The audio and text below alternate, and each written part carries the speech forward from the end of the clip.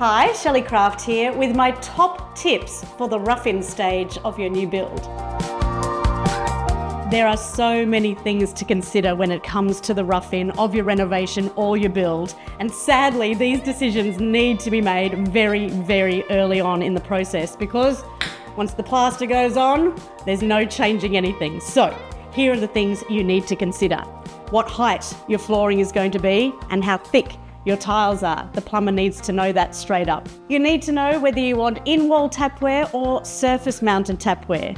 They also need to know whether you're having under-mounted basins or surface-mounted basins so they know how high to put the tapware.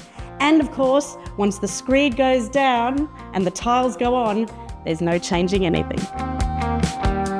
One of the beautiful things about ABI Interiors tapware is all the in-wall hardware is exactly the same. So no matter what colour you'd like, or perhaps what finish you'd like, you can always change it up.